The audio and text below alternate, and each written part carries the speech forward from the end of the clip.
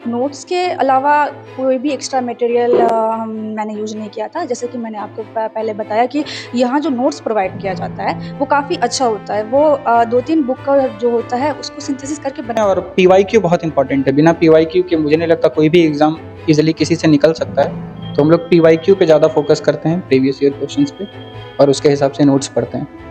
इससे YS academy से बहुत मतलब वो मोस्ट इम्पोर्टेंट उनका ही रोल है इस इंस्टीट्यूट का ही। नमस्कार, मैं हूं सबाउद्दीन और आप देखना शुरू कर चुके हैं मिथिला लाइव 24। देखिए, पिछली बार मैंने आपको मिथिला लाइव पे खबरें दिखाई थी कि दो बेटी मिथिला की दरभंगा की जो यूजीसी नेट क्वालिफाई की थी, और इस बार फिर उन बेटियों ने कमाल कर दिया है। इस बार फिर से उनका यूजीसी नेट दिसंबर का जो एग्ज़ाम था वो उन्होंने फिर से क्वालिफाई किया है और अच्छे मार्क्स से क्वालिफाई किया। और फिर से हम मौजूद हैं ऋषभ आईएएस अकेडमी में, जहाँ से इन्होंने शिक्षा प्राप्त की है, जिसके छत्रछाया में इन्होंने पढ़ाई की है। अभी हम उनसे भी बात करेंगे, गुरुजी से भी बात करेंगे, और अभी हमारे साथ विद्यार्थी खुद मौजूद हैं जिनसे अभी हम बात करेंगे। आपको भी बताएंगे कि किस तरह से इन्होंने पढ़ाई की है, इनको जो ये सफलता मिली है इसमें किसका श्रेय है, और किस तरह से अगर आप मेहनत करेंगे तो एक बार में यूजीसी नेट क्वालिफाई कर सकते हैं। क्योंकि जो आजकल जो बच्चे हैं वो काफ़ी कठिनाई का सामना उनको करना पड़ रहा है, क्योंकि वो अलग-अलग कोचिंग संस्थान में ऑनलाइन एग्ज़ाम और कई तरह की बुक्स के वो कन्फ्यूज़न में रहते हैं, और हम इनसे फ़िलहाल बात करेंगे और आपको भी सुनाएँगे। क्या नाम हुआ आपका? हाँ, myself Shweta, student of Rishabh IAS Academy. I belong to Darbhanga, Bihar. Recently, I have completed my graduation from CM Art College, Darbhanga, and at present, I am pursuing MA from IGNOU and also preparing for civil services. Shweta, आपको कितना marks आया इस बार UG net में? 192. 192। जी। किस तरह से आप पढ़ाई करती थी श्वेता? ऋषभ आईएएस अकेडमी में आप यहाँ पढ़ रही हैं, सर का किस तरह से मार्गदर्शन रहता था, और आप सेल्फ स्टडी किस तरह से? मोस्ट इम्पॉर्टेंटली सर का ही कंट्रीब्यूशन है इस रिजल्ट में, क्योंकि उनके द्वारा जो नोट प्रोवाइड करवाया जाता है यहाँ पे, वो काफ़ी ज़्यादा एग्ज़ाम ओरिएंटेड होता है और वो बहुत ज़्यादा हेल्पफुल होता है। और उनका गाइडेंस, जैसे वो स्टार्टिंग से पीवाईक्यू पे ज़्यादा एम्फेसाइज़ करते हैं, और हम लोगों को भी स्टार्टिंग से ही पीवाईक्यू पे एम्फेसाइज़ करने के लिए बोलते हैं। और मोस्टली वो बहुत ज़्यादा बल्की बुक से जो दूर रहने के लिए, जो बहुत ज़्यादा भटकाव होता है एक स्टूडेंट के लिए, तो उनसे वो दूर रहने के लिए बोलते हैं। और यहाँ पे नोट्स जो हम लोग को प्रोवाइड करवाया जाता है, वो 2-3 बुक का कंप्राइज़ करके बनाया जाता है। जैसे हो गया अमोद भट्टाचार्य हो गया, पॉलिटी के लिए हो गया, तो उससे बहुत काफ़ी ईज़ी हो गया हमको एग्ज़ाम क्रैक करना। तो मोस्टली उनका ही कंट्रीब्यूशन है। जहाँ तक मुझे याद है कि पिछली बार भी मैंने आपका इंटरव्यू किया था। पिछली बार आपको कितना मार्क्स था, और इस बार जब आपने एग्ज़ाम दिया, किस तरह की चेंजेस की और बेहतर मार्क्स लाए? जी, पिछली बार मेरा 176 था। पिछली बार जहाँ तक मैंने पेपर 1 में थोड़ा-सा लैग किया था।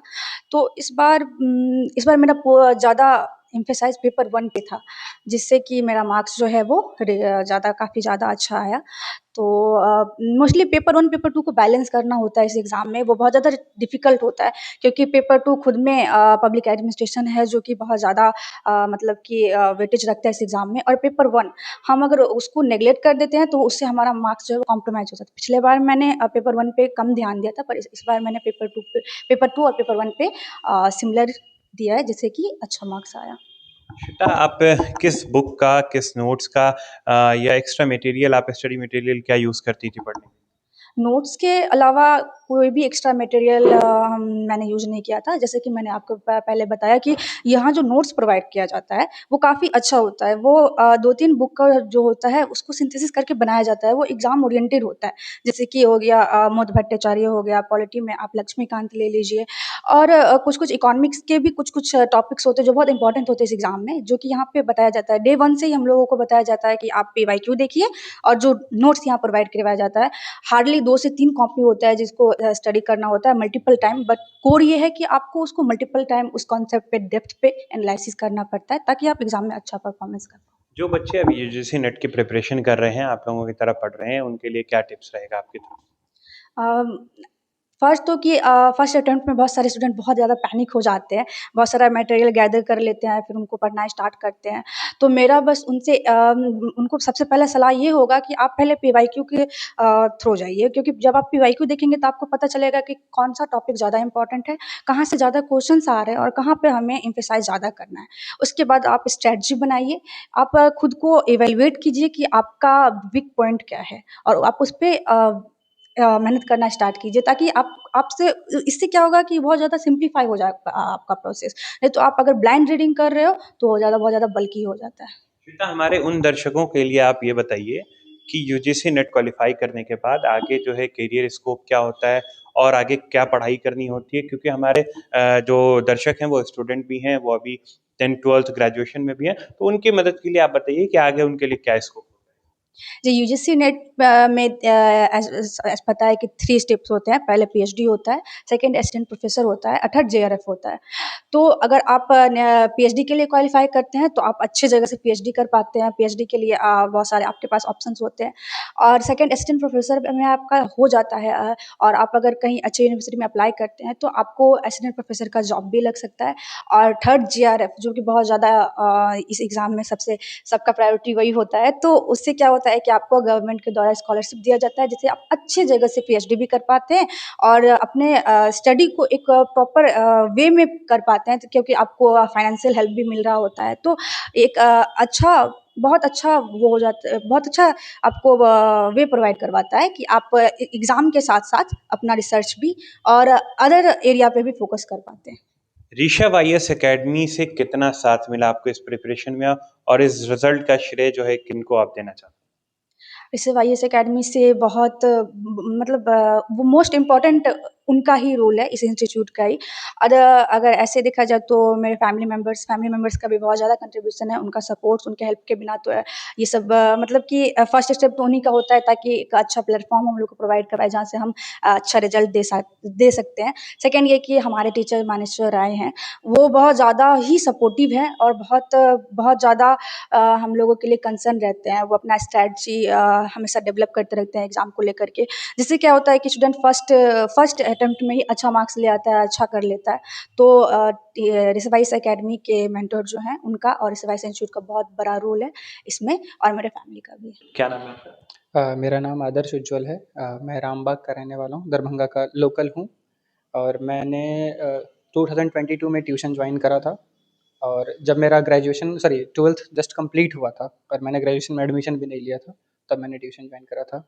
अभी मैंने यूजीसी नेट का फर्स्ट अटेम्प्ट दिया था। मैंने एमए में अपीयरिंग में दिया था। अभी तक मेरा फर्स्ट सेमेस्टर का भी एग्ज़ाम नहीं हुआ है, अब होगा जाके कुछ दिनों में। और मैंने अपीयरिंग में ही दिया था और मेरे 200 मार्क्स थे इस बार यूजीसी नेट में। उज्ज्वल, आपने किस तरह से पढ़ाई थी? जैसा आपने बताया कि ग्रेजुएशन के में जब आपने एडमिशन लिया तब से ही आप तैयारी कर रहे हैं। तो किस तरह से आप तैयारी कर रहे थे और सर क्या पढ़ा रहे थे? आखिर सर की तरफ से गाइडेंस क्या मिल रहा था? जब मैं यहाँ पे आया था तो सबसे पहले सर ने बोला था ऑप्शनल में पब्लिक एडमिनिस्ट्रेशन लेने के लिए। इससे पहले मुझे पता भी नहीं था पब्लिक एडमिनिस्ट्रेशन क्या होता है, नाम भी पहली बार सुना था। यहाँ पे मैं बेसिकली यूपीएससी के ट्यूशन्स के लिए आया था, मेनली यही है। यहाँ पे सर हम लोगों को बैकअप बताते रहते हैं, क्योंकि बैकअप एक रहना बहुत ज़रूरी है लोगों के लिए। तो सर ऐसा नहीं है सिर्फ नेट, बाकी सारे एग्जाम्स के बैकअप बताते रहते हैं, जेपीएससी हो, यूपीपीसीएस हो, और भी बहुत सारा इंटर्नशिप के बारे में और अलग अलग चीज़ के बारे में बताते रहते हैं। तो सर जब ऑप्शनल पढ़ाते हैं हम लोगों को पब्लिक एडमिनिस्ट्रेशन के लिए, तो ऑप्शनल का जो सिलेबस है वो नेट के सिलेबस से बहुत ज़्यादा है। पर जब सर ऑप्शनल पढ़ाते हैं तो सिर्फ ऑप्शनल नहीं पढ़ाते हैं सर, सिलेबस को सेग्रीगेट करके रखते हैं। यूजीसी नेट के लिए अलग, बीपीएससी के लिए अलग, यूपीएससी के लिए अलग, और बाकी सारे सिविल सर्विसेज एग्जाम के लिए अलग अलग। और जब सर टॉपिक पढ़ाते हैं ना तो sir at the same time दिखाते जाते हैं कि ये सिलेबस का ये हो गया, इसका ये हो गया, इसका ये हो गया। और सर इंपॉर्टेंट टॉपिक भी बताते रहते हैं एग्जाम वाइज। जैसे कि यूपीएससी के लिए अगर पब्लिक पॉलिसी इंपॉर्टेंट है तो यूजीसी नेट के लिए डेवलपमेंट एडमिनिस्ट्रेशन इंपॉर्टेंट है, कंपैरेटिव पब्लिक एडमिनिस्ट्रेशन इंपॉर्टेंट है, ऐसे करके सर बताते जाते हैं। तो ये एक बहुत बड़ा रोल रहता है कि सारे एग्जाम का एक होलिस्टिक डेवलपमेंट समझ में आता है कि कैसे पढ़ना है। दूसरा है कि सर नोट्स लिख बताते हैं काफ़ी प्रिसाइज, और सर पढ़ना सिखाते हैं। बहुत जगह स्पून फीडिंग करा देता है, स्पून फीडिंग नहीं करवाते हैं सर, पढ़ा देते हैं और फिर पढ़ना सिखाते हैं। उसके बाद आप मुश्किल से मुश्किल किताब करके समझ सकते हैं, भले वो मोहित भट्टाचार्य हो, प्रसाद एंड प्रसाद हो, मोर ओवर इग्नू का बुक हो, इग्नू का बुक भी बहुत अच्छा होता है। और सर ऐसे पढ़ाते, और सब सर के नोट्स में सारा कंपाइलेशन रहता है। अगर मैं कोई और बुक पढ़ने जाता हूँ और मुझे समझ नहीं आता, मैं नोट्स ढूंढता हूँ, उसमें मिल जाता है। और मोस्टली क्वेश्चन डायरेक्टली मैंने कोई बुक पढ़ा नहीं, स्पेसिफिकली नेट के लिए नहीं पढ़ा है। पीवाईक्यू सर ने बोला था पढ़ने के लिए, उसके अलावा कुछ और नहीं पढ़ा। आपने सर की सारी तारीफ कर दी कि सर ऐसे पढ़ाते हैं, सर ऐसे समझाते हैं। आपने किस तरह से पढ़ा और सेल्फ स्टडी आप कितना देर किया करते थे?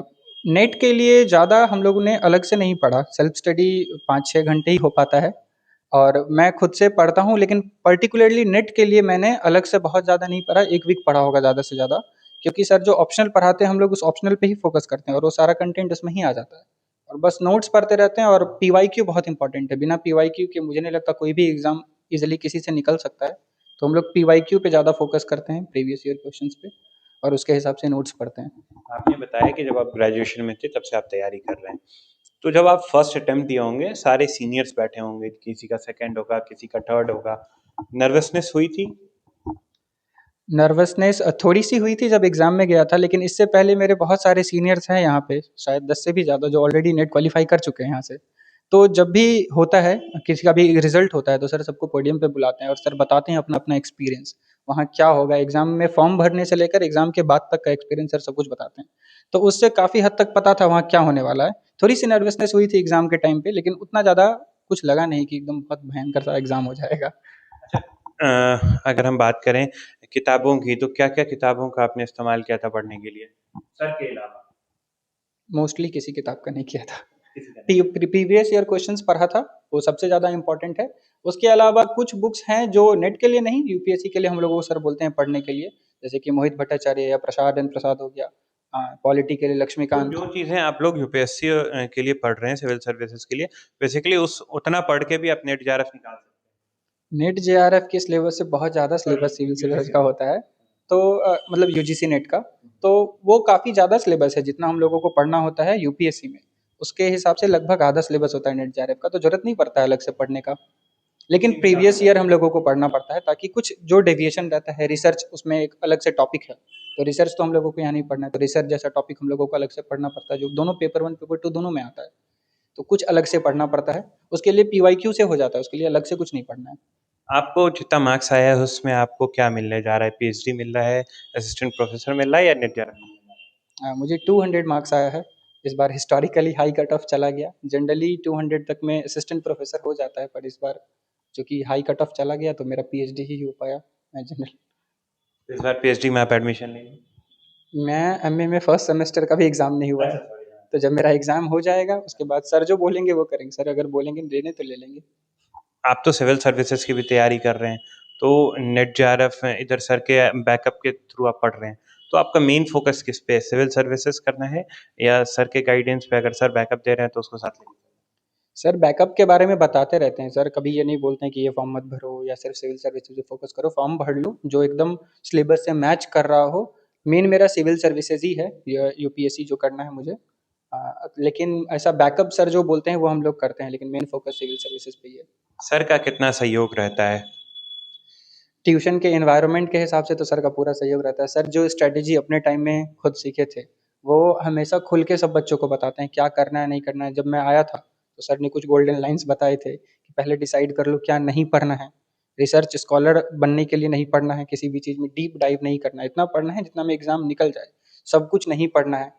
तो ऐसे जब सब छोटे-छोटे रूल्स बताते हैं सर, पीवाईक्यू बनाना है, आंसर लिखना है, तो ये रूल्स देख के सुन के छोटा लगता है, लेकिन over the long period of time ये बहुत ज़्यादा इंपॉर्टेंट रूल है किसी भी एग्जाम को निकालने के लिए, नेट या यूपीएससी के लिए, किसी भी एग्जाम के लिए। तो सर ये सारा जो सर का खुद का एक्सपीरियंस है, जो सर खुद एक्सपीरियंस किए हुए हैं, वो सबको सर हम लोग को बताते हैं, कम बोलना है, प्रिसाइज बोलना है, प्रिसाइज लिखना है, ये सब कुछ सर बताते हैं। जूनियर्स के लिए क्या टिप देंगे? अब तो आप क्लियर कर चुके, अब मान लीजिए कि कोई जूनियर्स आपसे गाइडेंस लेने आ रहे हैं या हमारे जो व्यूअर्स हैं, उनके लिए क्या गाइडेंस रहेगा? इसमें भी मैं सर को कोट करूँगा कि सिलेबस जो है हमेशा ऑफिशियल सिलेबस निकालो। ऑफिशियल सिलेबस का एक-एक वर्ड है, वो एक-एक वर्ड इंपॉर्टेंट है। सिलेबस के बाहर कभी कोई एग्ज़ाम क्वेश्चन नहीं पूछता।